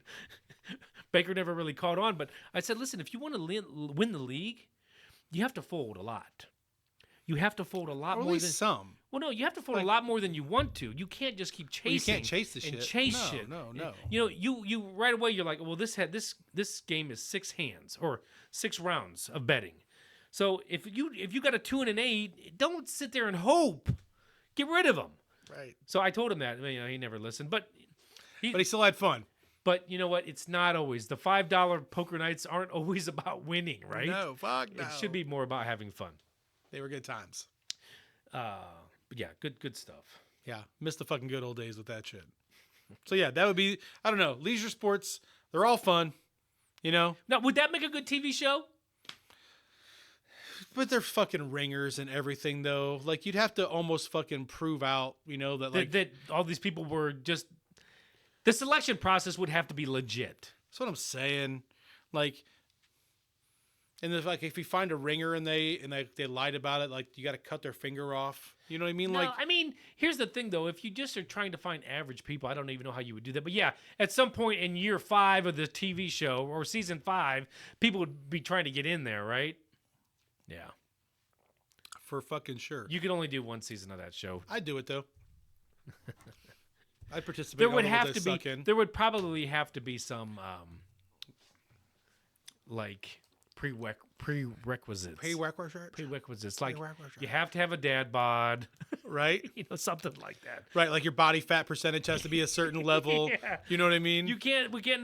Nope. Sorry, you hit the gym way too much. Right. Sorry. Oh, you love your job, your wife, and your kids? No, you're way too fucking happy for this competition, buddy. Get the fuck out of here. There would have to be some like. Right. Oh, you got fired by corporate downsizing? All right, there we go. Welcome aboard. You drink at least 6 beers? Yes, fucking yes. Tell us more about what we need. I mean, there would. I mean, seriously though. Right. You get real people. Right. Would you fight your child over the results of this game? Oh, okay, excellent. Would you ever let your kid win? Yes, you're out. Right. Fuck. Not even at life, bro. Ever. That's All right, funny. Great segue. Yeah. Great fucking segue. Can I tell you something first? Yes. Like, I feel like my job in this is just going to be like in between segments. I've got something fun to tell you. Yeah, let's do it. Like oh shit! I was listening to this guy the other day, and I can't take. I wish I could take credit for this joke because it's one of the funniest things I've ever fucking heard in my life. So that means it won't be that funny this time. you'll like it. I promise. Like, I don't promise much. I promise you'll like it. All right. It said, "What was the best advice you've ever gotten in your life?" And he said, "Don't kiss your mom on your dad's birthday." Oh shit! The little things we don't think about. I got a kick out of that. I was like, "Holy shit!" Like, you almost ruined it for me. You're still funny, but that almost ruined my night. Yeah. So, lucky for me, I'm usually in the woods on my dad's birthday. So, There you go. have at it, pops. This still might go along with that. See, here we go. Segue. Our legacy. This is kind of like As an individual, all as right, a now, collective, as a this people. is like smiles go down, I don't think we're getting there tonight. Life doesn't matter anymore. No, I'm serious about this. I thought about this, and I ran this by my Tell son. me. I ran this by my son, and he's like, at 15, he has no concept of this. But I need to talk to somebody my own age-ish to really go down this rabbit hole, because this is really what it is. Okay, tell me. There's people out there that really worry about their legacy. Yeah. They really want the 200 or 300 people at their funeral. They want to be remembered. Not all of us can be celebrities to be remembered that way. We can't all be Abe Lincolns to be remembered that way. But, come this way or that way, we'd like to be remembered. Sure. I think everybody would, in some conscious state, like to be remembered. The reality of it is, you fast forward 14,000 years, no one gives a fuck. Most likely. And that's where the No, but I get it. And I agree 1,000%. If you're not one of those people and you didn't do something that changed the world while you were part of the group living on it at the time, I think that worrying about your legacy it's self-centered and childish, to be completely fucking honest. Well, there's some different ways to look at that. You could Swing at me. You could say your legacy, but not like my stepdad, for instance, one of the nicest, greatest guys on the planet. Say it. His legacy wanted to be to make enough money in oil and gas to set his kids up forever. Okay. And, including me. Like, that was his goal, to hit it freaking big on some oil and gas, and my kids don't ever have to worry about money again. Sure. Now, he's chased that for a long time, never really got a lot lucky at it. I'm still working the 9 to 5, so, but no fault of his. Yeah. But that was his dream, right? And that wasn't a legacy necessarily that he wanted to be remembered for, but it was something that he wanted to give. Okay. Sure. Right? So that's still a legacy, though. It is. I mean, it is to the people that knew you, but like you said, Well, I mean, 3 generations from now, who the fuck even knows who he was? well, but if that did start something to where you're like, wow, I actually have money to invest, and I can do this and that now, and wow, look at that, I hit it. That would be the keystone of all that, right? Probably. Yeah. So I don't know. I don't know. I don't look at legacy like that. I find it interesting, but at the same time, it also kind of makes you take a step back when I mentioned like the 14,000 years from now. Like, it also kind of makes me think, why are we all trying so hard? I mean, I know we need to survive. I know we all want things. We don't always just want to be in a little box, foraging for food, trying to catch a mouse to eat it for dinner.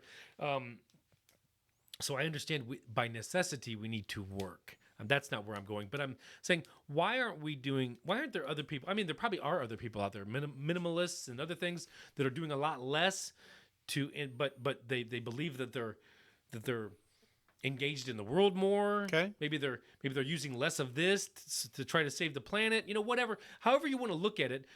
I don't know. It's just like, I think that. But most of this is manifested in all of our own heads. Exactly. It's been what we've been fed. Like, okay, it's But like almost nobody gives a shit. Like, we've talked about the American dream before on this show. Yeah. And it's something that you want to attain. You've even said, I believe you even said that, yes, hell yeah, I want the American dream because I want a house. I want the cars in the garage. I want the whatever because but once again, that is actually just something that's been fed to us. I mean, I think when you grow up, you have it in your head. I should get a good job. Yeah. If I can. Yeah. I should probably get married. Yeah. And if God willing, have some kids. Sure. I mean, that's kind of how I don't know. I mean, everybody's raised differently. I was raised very standardly, I would say. Right. So that's what was always in my mind. So that's what I did. Yeah. I guess, but to me, it's kind of like, it's still like legacy. Like, why are we all doing what we think we're supposed to be doing instead of, I don't know, just doing things differently? I mean, there's got to be chaos. No, not chaos. There's got to be laws, got to be rules. Sure. Got to be things to follow. Otherwise, we would all be it would be, no, I don't want chaos. Right. I thought about chaos. Chaos would not be good. Like day 3, chaos starts being no fun. It seems like there would be a release and like a relief, but then day 3 you'd be like, I wish it was the way it was 3 days ago. Right. Yeah, for sure. Right. Anybody ever attacks our energy grid, you're going to find that shit out the hard way. I know. If I ever had one piece of advice to give you as a friend, you know what it'd be? Every trip to the store, buy a case of water. For real. I wouldn't be surprised. Next 16 to 18 months. See? This is, you said bring it down. Like, let's get dark. So I'm get dark. That's going to be our legacy. Are we the last generation that's strong enough to get through some shit like that? Our parents aren't going to be able to fucking do it. They're old. Right. Right? Our kids aren't going to be able to do it. They're fucking dependent on everything else. They couldn't do shit if they're fucking if the fucking shit hit the fan and every boomer and every Gen Xer was fucking gone. And you got millennials, Z's, and whatever the fucking quasis are that are fucking out there now. The alphas, baby. Like, what do you got left at that point? Nothing. Dude, the fucking world would fall apart. It would like Well, there would be people that would do good. Don't get me wrong. Like there's kids that grow up on farms and shit. The reason why the Gen Xers would survive is because we're smarter. We're the last generation that had to play outside. Well, no, we're just smarter. But we should be. We've got life experience over it. I mean, that's what I mean. Life experience smarter. I don't mean book smart. I don't mean. I'm telling you, dude. But the numbers that would make it. I don't mean rocket science smart. If like some shit hit the fan in 1997, right? A lot of Gen Xers would be okay. You know, I didn't say all. I'm saying a lot. We all grew up fucking working. We all grew up basically fucking running the streets, doing whatever the fuck we wanted to. You know what I mean? Like we have a level of independence and know-how. Right? I think after you work 5 years in Roar, maybe be able to survive. On the shop floor. What is this roar that you speak of? Yeah, I don't know. It's weird. So yeah, I don't know. I don't look at legacy like that though, because like you said, if you're not gonna be Lincoln or King, you know, God forbid, Trump, love him or hate him, that is a name that is gonna go the fuck down in history. It all depends on who writes it, how it ends up. But you know what I'm saying? Like if you're not gonna be one of those guys, nobody gives a fuck. Well, hey, but they don't. Like you think of heroes have been hanged. Sure. In history, right? They have. The opening line of Braveheart. Right. William Wallace was a hero, but he was hung by the English because he was a bad guy to them, right? Right. But that's not what I'm saying. Like you think of the family names that have the money in this country. The Vanderbilts, you know? The fucking Rockefellers, you know, the Carnegies. Can you name one fucking Rockefeller? The Musks. Can you name one fucking Rockefeller? No. Outside of Paris, can you name one fucking member of the Hilton family? No. Oh, her sister. Didn't she have a sister? Okay, Nikki. Yeah. I'm talking like somebody that actually made some fucking money. Outside of pornography? So what I'm saying is this. Even the richest people in this fucking country, right?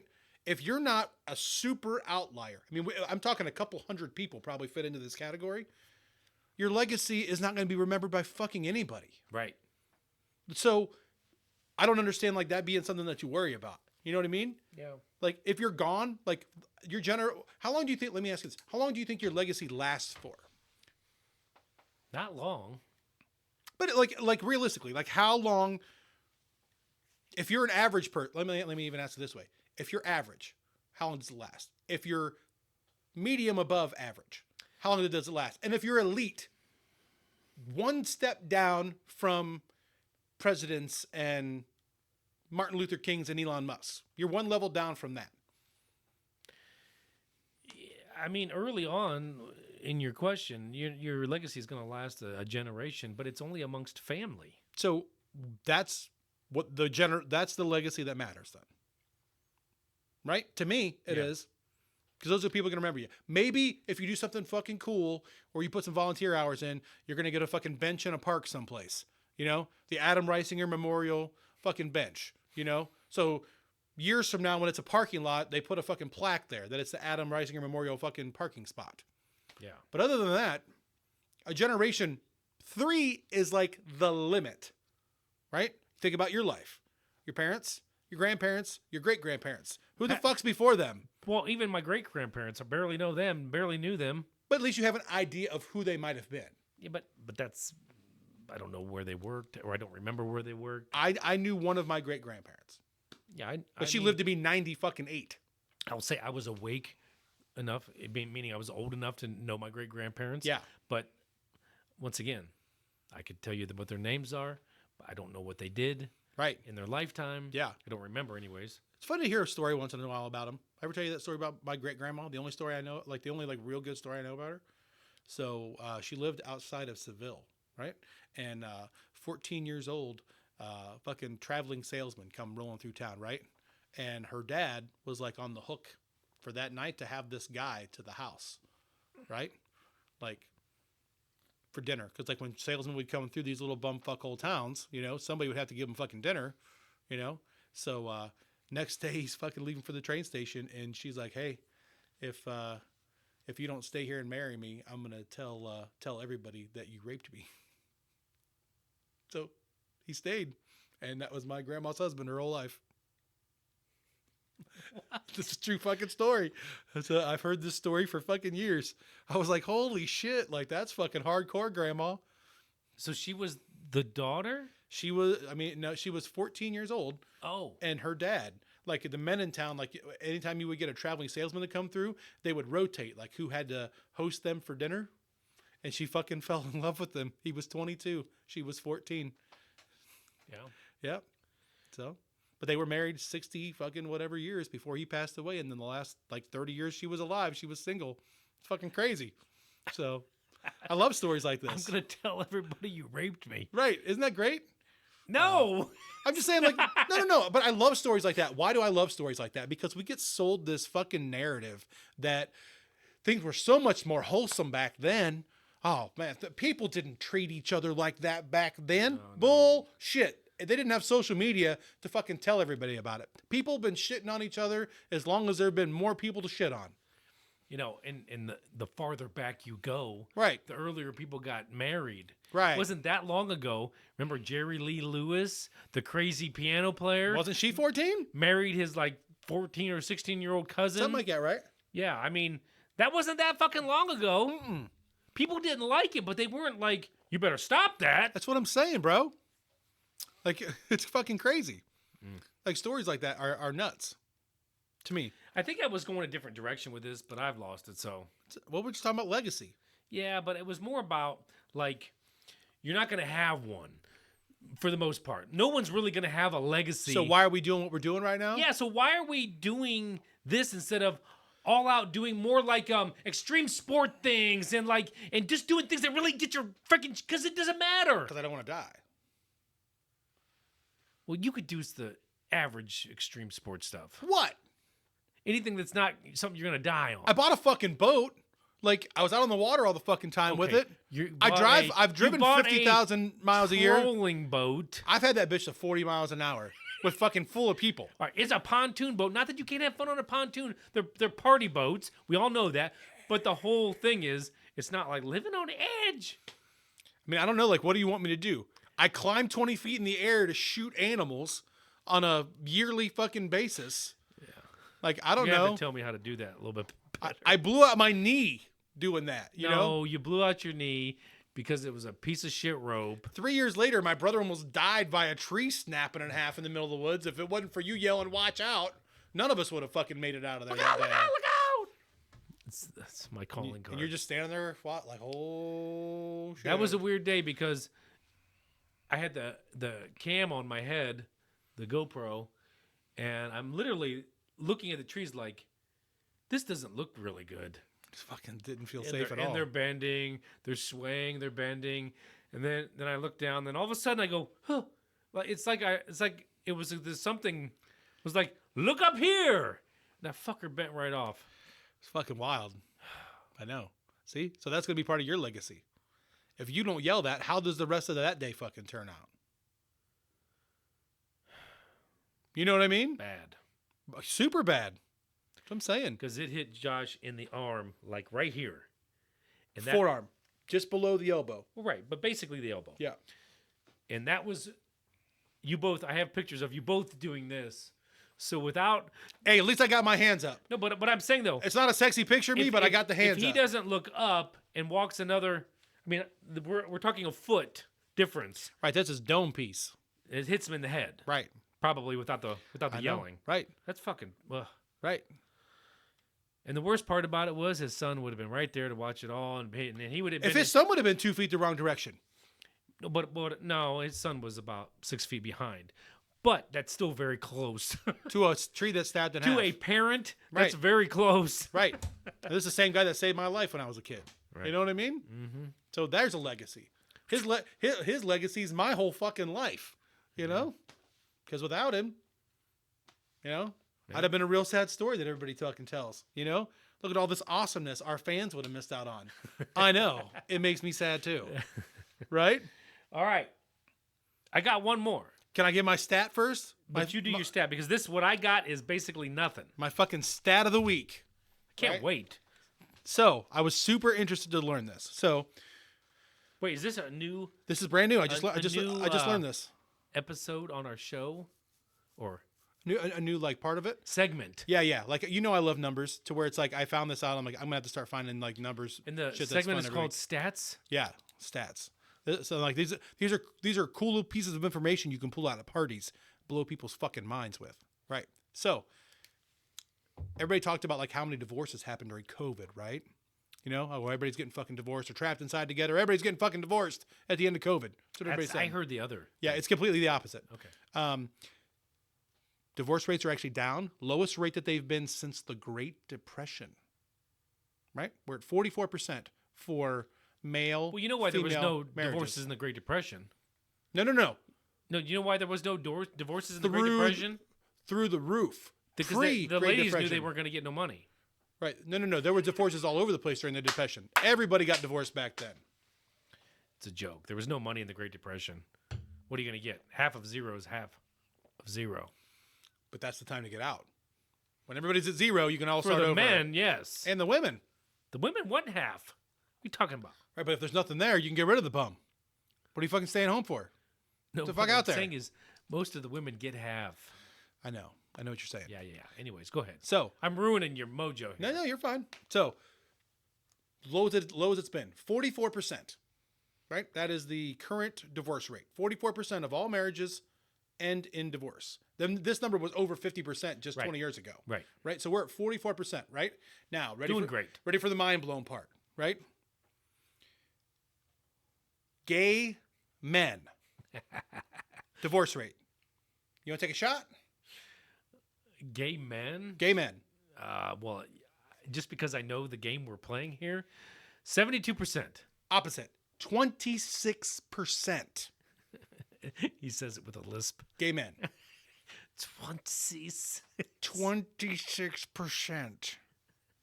Mr. Bigglesworth. So what? Why do I want to know Ah, that? there's one more. Why do I want to know that? Women. Women and women. Lesbian marriages. Well, I don't think this is very good at all. I think this is bad. You were real close. 68. 72%. I said 72 on the other one. Is that what you said? Yeah. That's the number. 72%. So, what does that tell you? The problem is in marriages. Jimmy and Johnny are doing just fine, right? They get a bad rap for being so fucking dramatic, right? About everything. A little flamboyant. Right. But guess what? People that can hunt together, fish together, you know, watch NCIS together, like somehow Little broke back. right, clearly that works, right? Then you get in the middle, you get one man, two woman, right where it should be, right in the middle of the pack, right? Now, you explain this to me. This is the part I got stuck on with this. We grow up being told that like women are like the caregivers, right? They are the emotionally intelligent beings between the two of us, right? So if that's the case, if this emotional being decides that she's going to cohabitate with another woman, how doesn't that work out? It's just all that love, all that protection. Because in that relationship, there is always a male, a more masculine Yeah. female. Yeah. It's very visible. Which one is the more, which one is the, so there's always a role. But Sure. why the fuck that don't work out any better than the actual man and woman? I don't know. But this is what I'm saying. Like that's the part that blows my mind with this. Like Buck Cherry got it right. we get told. Remember for Buck life. Cherry's Yeah, I love Buck number Cherry. one hit song? Which one? Damn, she's a crazy. Oh, Crazy yo, bitch. crazy bitch. Right. But that's what I'm saying. So like, I don't know. Like, I was really surprised to hear this. You know that it was that way, because I think that most people, if you'd have taken the poll beforehand, okay, put these in order, you know, from highest percentage to lowest percentage, I feel like it would have been switched. Well, I think if you were just thinking off the cuff, you would answer these differently. Oh, women's divorce rates 16%. There's no way. Why would they ever get divorced? Right, because we're taught that they're smarter than us and they're emotionally intelligent way more than we are. So how do they not pull it off? Maybe I got it.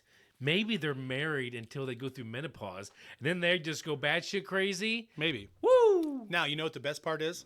So when you go through it, like there was a list, like reasons for the divorce, right? So with the gay men, Number one reason: take a guess. Number one reason that gay men get divorced. constipation. No. Don't be like that. But you're actually along the right path. Super easy if you think about it. Like it's one of the reasons that most people would get a divorce. Infidelity. Yes, exactly. Infidelity. Number one, far and away, with the gay male community. Well, duh. Right. I mean, I think the stereotypical man Right. is seen as a pig. Right. Tits and ass, baby. Now, but right, then that's what I'm saying. But that's how they try to paint you. Now, for man-woman relationships, woman-woman relationships, exact same reason. Number one reason for the divorce. It's not infidelity and it's not money. Wait, It's hard. Men, woman, Man- and woman, Are the exact same number one answer. and it's not. It's not money and it's not sex. Wow, it's probably really obvious. It's not money. It's that thing that, like, I think it's hard to put it into the right words sometime unless you hear it. But like if you feel it, you know it. Like, and it's like the shittiest fucking feeling, and you just want to fucking murder fucking All right, everybody. just tell me. Not being valued by your partner. Number one reason. Somebody treats you like shit all the fucking time, like you're a fucking moron. There's no fucking value in you. You're a fucking asshole. Like, you're a fucking trash man. Fuck you. I fucking married a fucking trash man. Fucking piece of shit. Can't even fucking take your own trash out. Pick up everybody else's fucking trash. But like that, you know, like that's what I'm talking about though. Like number one fucking reason is non-appreciation amongst those two groups. I thought that was fucking hilarious. I didn't even know that was a reason. I mean, I guess it's definitely a reason to get a divorce, I suppose. But It's the number one reason now But- these days. so I'm not valued in the relationship. Yes. Right. Huh. Yeah. Fucking learn something every day. I know. So, I'm telling you, stats, bro. I'll be bringing the shit every fucking show now. This Stats. one's got me stumped though. Valued in the relationship. Yeah. Well, then work a little fucking harder. I don't know what valued. Think about it this way. Maybe I'm not saying this right. You bring home the fucking bacon. When you're done bringing home the bacon, you come home and you do the dishes and you take out the trash and you mow the yard and you do the laundry. Well, she doesn't do any of those fucking things. But then she doesn't place any value on you. She's still going to talk shit to you because the dog needs to fucking go out and she's already fucking sitting down.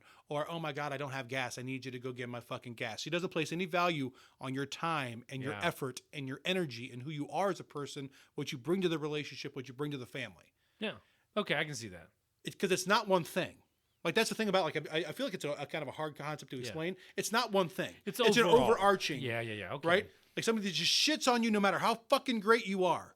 You know, because I will tell you, anybody that's ever been fucking divorced, you know, people shit on divorce all the fucking time. I'm going to tell you what, when you leave a fucking shitty marriage, the first time that somebody values you, Oh yeah. holy shit. Like, that's the fucking drug of fucking drugs right Well, there. and it Especially for a fucking guy. It might be a little bit frightening too at the same time. Like, whoa. Yeah, like, oh, I'm not that great. Is this something that's gonna last? Or Right. is this just like entry level? Right. That's why being a good dude, like if you're a genuinely fucking good human being as a dude in your fucking 40s, get out there, bro. The world needs you. The world needs you to be a husband, to fucking tame one of these fucking wild wildebeests, fucking hold that shit down. Hell yeah! And that sentence right there is why I can never run for political office. I just said tame one of these wild wildebeests.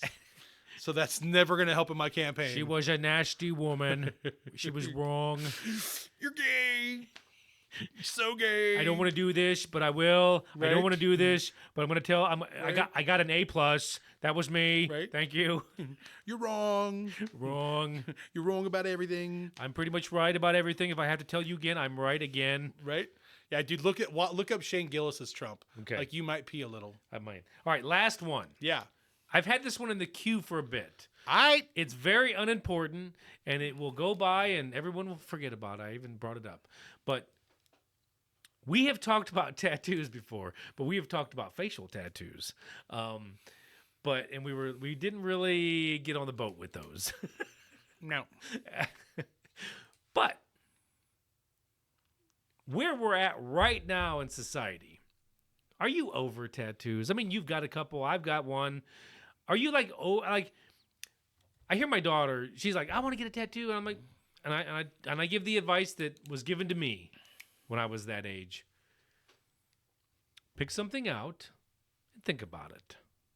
And after you've thought about it for a month or so and you still want it, then go for it. But don't just go to the fucking store right now and fucking get a tat. That's just my belief. If it's something that you want. See, the tattoo I have is a tattoo that Baker and I, we drew out. He drew it because he's a much better artist. We drew out when we were like 10 or 11. And we wanted that until we were 18. So you got it. And we got the fucking same tattoos at 18. It was 7 years or more. We wanted this tattoo. That's what we got.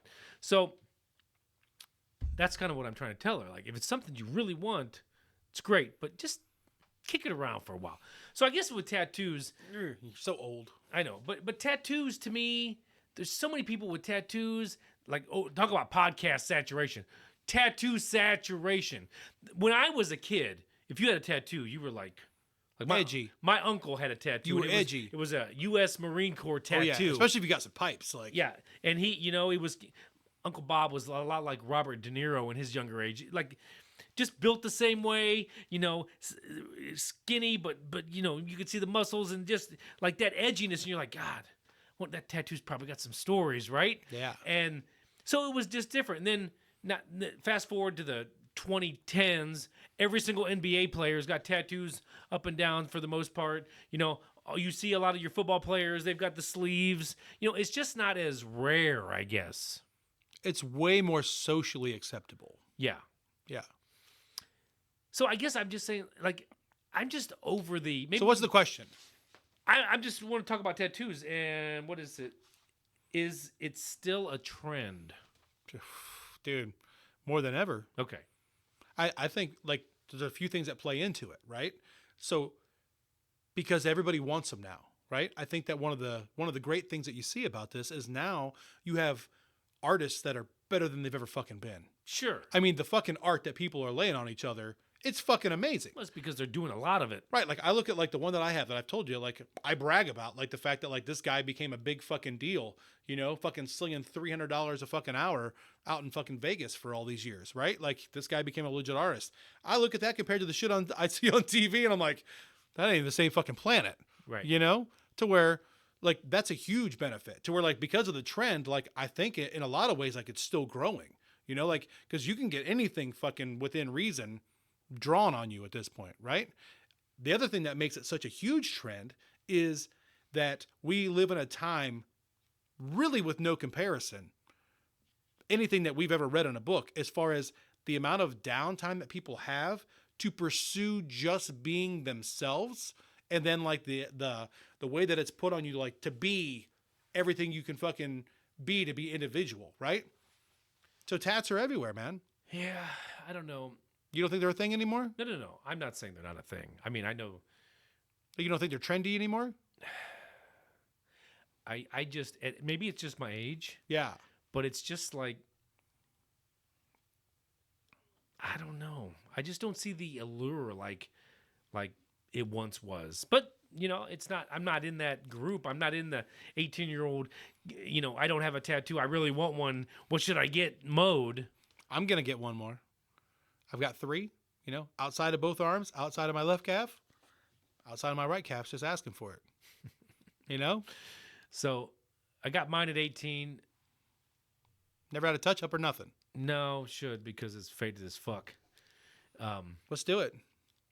Well, you know what it was. I got Harper. mine. I got mine. Yeah, there you go. I got mine in fuck, where the fuck was it? Worcester. Moving pictures. Moving pictures. Oh, Lynn is fucking epic, like legendary fucking artist. She's retired now. Yeah, her boy still works and there. her though. daughter. Yeah, well, her daughter is trying to become her. So her son was there for a long time. Her daughter didn't work there initially, but yeah, her daughter's No, I think apparently her daughter doing did better. mine, Yeah, and her son did Matt's, and his is way better. he's really well known down there now, like his mom was. Yeah. Yeah, I met Lynn Now a couple they times. said. She's nice. Now they said though, you get one free touch up, but I don't know how far back they keep the books. Probably Oh, not they- that. I bet they're old school. Yeah, that's one thing I will tell you about Tad. Every tattoo, like Tad has 17 or 18 Really, tattoos. Every one of them done by Lynn. really. Won't let anybody else work on him but Lynn. Even though she's retired, Yeah, so he's done. right? He's never going to get another one. Like, Well, 17's a lot. yeah, but like he's got one on his back that's not finished. Oh, really? Yeah, pretty wild. I thought.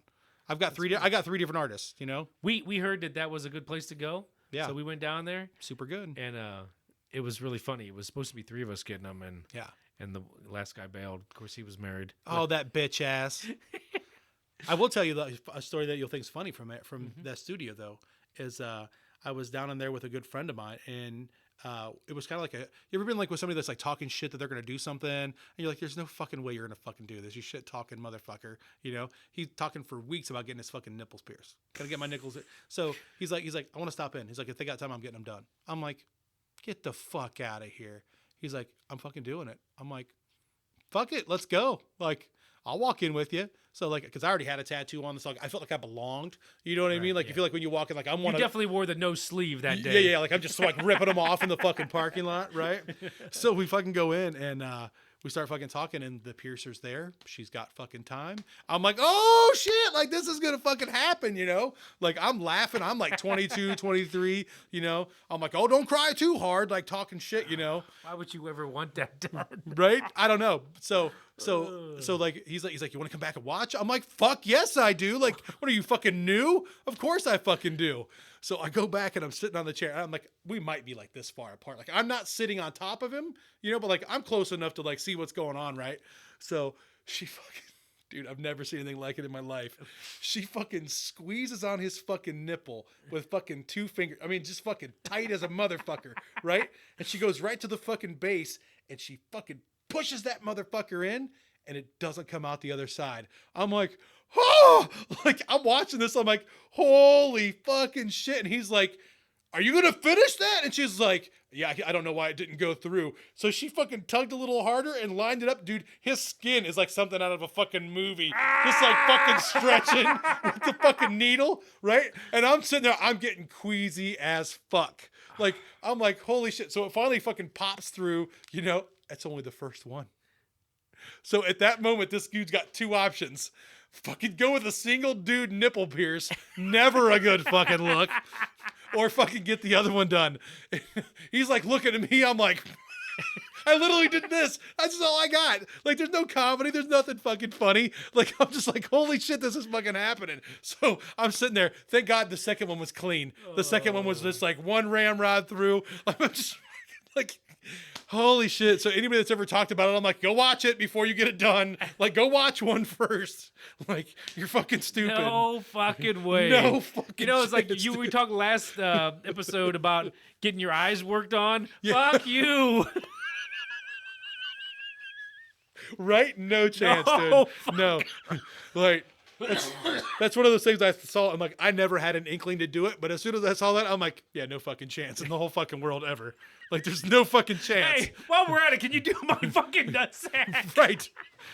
Like, if they were the options at that point were like, we're gonna either pierce your nipple or cut your finger off. I'm gonna be like, which? I don't know. Like, that's fucking tough, dude. But after that, please nutsack. Right, Eat it.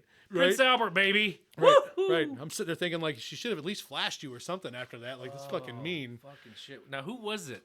Oh, it was just the. There was a special piercer lady. Yeah, like that was like her job. She was the piercer. Like she doesn't lay down ink at all. So yeah, I will tell you there's one more reason that there's still a trend, by the way, too. Just so we can wrap this part up. No, we're good. You can buy liquid lidocaine over the counter now. So like it's a big thing with like tattoo purists. Like, cause like these kids will come in there and they just been slathering that shit on all fucking day. So when they fucking put the ink down, never feel it. What? Liquid lidocaine, dog. Oh, that ain't right. Just saying, fucking cheating the hangman, dude. That ain't right. Right. And apparently, like, it's a thing like the artists know. Like, they have a pretty good idea. Like, if you're not giving them a fucking twitch ever, and you're not like covered in fucking ink, like, they know. And they'll like fuck with you about it a little bit and shit, I guess. I guess it's a real fucking thing, though. That's kind of like where you earn your stripes, though. That's I what I'm feel. saying, dude. I mean, the tattoo I have isn't very big, and there wasn't a lot of fill work. Yeah. But the areas that they did fill, Yeah. you fucking knew it. Yeah. I don't mind telling you, the first one I had done took 2.5 hours. My first one. And I'm going to tell you what, when he started, about 4 seconds in, I'm like, oh no, this is going to suck. And it did. Mm-hmm. Like, people are like, did your tattoo hurt? Abso-fucking-lutely it hurt. Did it hurt so bad that you're not going to get it finished? I didn't say that. Because I also think you learn something about yourself in those moments. Mm-hmm. You know what I mean? You sit through whatever the fuck that is and you just fucking take it. You know? Yeah. And maybe that's why our generation still works jobs we fucking hate. I don't know. See, so the only experience I have is mine and Baker's, right? Yeah. So we're sitting there. I went first. And so I'm the first one to experience this. He doesn't have a clue what I'm going through. And then the guy, because we've never done this before, and the guy's doing the fill part, which is, like I said, it wasn't very big, but still, it's enough to fucking kind of raise your eyebrows a little bit. Yeah. And he goes, yeah, this is always the worst part. And he could tell we were like fucking, looked like we were probably 12, right? Right. Checking IDs. We had to show IDs and everything for sure. And so when he was getting his, it was a big fucking joke then. How you like that? You know. Oh, that's fucking That's awesome. the good part right there. Right? It's a whole different thing, though, you know? Yeah. Yeah. Good stuff. Yeah, I don't know. I don't like the cheating. Personally, no, I don't like the cheating either. Personally, for me, I just feel like maybe it's just because it's not as relevant to me in my middle-aged man life. I want one more just to finish off the set. I don't know. You know, it's funny. It's just for me, who I am as a person. Sure. It was always funny, though, in the shop. Yeah. 1997. Big World Series time. Oh, dude, one of the funniest fucking things I've ever seen. No, I'm not going to tell that story right yet. But Stevie Bliss walking around the shop taking signatures or names of who's going to go get the Wahoo tat after they win. It was like, I don't know if Game 7 was Saturday night or what it was. I think it might have been, actually. Or maybe it was a Sunday night because I think we had to be work the next day. But so maybe it was Friday of that week. He's walking around, and of course, I put my name on it. I'm going to get a fucking Wahoo tattoo afterwards. And then they lose, and no one gets a Wahoo tattoo. And then I'm thinking later, like, why the fuck did I get a fucking Wahoo tattoo anyways? There's still time. I should have a long time ago. There's still time. But, and then I have questions about, like, my wife got her first tattoo after we had met. She was 30. On her back shoulder, and it's a sun and the moon type combination. Looks really cool, but like a flower as well. It's really cool. But those tattoos, you never see them. I don't know. They're like for other people. Right. It's kind of confusing. That's who you are. Yeah. You know, you're a people person. You're a people pleaser. She is though. So yeah. But I don't know. I would have to get one where I can fucking see it. Yeah. I don't look at mine very often. You know what I mean? Like it's not like you stare at them. I don't know. I think it's like, it's going to sound funny, but for me, they've always felt like they're kind of like scars, you know? Like you get a scar, you can't undo it. It's from a certain place at a certain time in your life, you know? Mm-hmm. And like what was going on with you at that point in time, you know? To where I feel like it kind of tells a story, especially as you get older, like kind of who you were at one point in time. Like, why did you get that when you were 32? Well, you can pretty much fucking tell everybody in that exact fucking moment what was going on in your life when you got that done. Right. You know what I mean? To where like, that's how I look at them. I don't look at them as like, I hate when people are like, what are you going to do when you're 80? I don't know. make fun of you for being a piece of shit. Like, well, I don't know. Like, fuck you. Like, Well, okay. but life's full of fucking choices, and we get half of them right and half of them fucking wrong. You But know what see, I mean? it is a good question to ask though, because it should circle around your mind at some point. Like the guys that get the really silly ones. Yeah. That like, what are you gonna say to your grandkids? That they hide my liver spots. Like, I don't know. Like, what the fuck do you want me to tell you? You know what I'm saying? I don't know. There's some kooky fucking tattoos that maybe are a little unnecessary. Maybe. I'm not, but like for whatever the reason, that represents something in that person. If it's fucking ignorant as fuck in a stupid fucking place, dude, I'm not going to say who it is. Again, I can tell you off air. Somebody that we know has a tattoo of, it's like a woman, right? Like, you know, like the boobs out tattoos were a big thing back in the day. It's a woman with a cowgirl hat on, leaning on a fence, right? With udders. True story. Somebody we know that has this, right? Because an artist, basically, one of the tattoo artists drew this and was like joking around. And he was like, you put it on me for free, I'll take it. And the fucking artist did it for fucking free. No cost. And dude, this thing was like this big, right? Like fucking ginormous. But where at on the person's body? It was on his leg. Like it literally was like, it's like his entire thigh. Like no shit. Right. But what was funny is like you ask him about it and he'll tell you like, I was at a fucked up point in my life where I would have done anything to have a fucking friend. You know, I felt like I was being accepted. I didn't even understand that they were really making fun of me through the whole thing. So like, but like to him, like that represents, you know, like don't be a fucking lackey. Right. You know, to where He can look at that and be like, yeah, dude, get up and fucking do something. right. Now, but now because I know that story, if I were to fucking see it, I wouldn't fuck with him about it. You know what I mean? Because I know Right. that it's dumb as fuck, and you know it's dumb as fuck, but I understand at least you got something out of it. I don't know. There's some fucked up tattoos that are very perverted, like the old, the two women's legs and then the armpit hair. You ever seen that? Yeah. Yeah. I have no problem telling you, my dad, my father, on his right hip, had the POV, like looking down, where you could see a woman's head, a woman's tits, her like knees coming up, set of hands on the knees, and a head buried in between them. This is on my dad's hip. Dude, when he went in for fucking brain surgery, no shit, at least 20 fucking nurses came in to see this fucking thing. Like, for real. How big was it? Dude, it was like his whole fucking right here, making bad decisions, dude. It's the worst tattoo I've ever seen in my life. Like, it was the most ridiculous thing.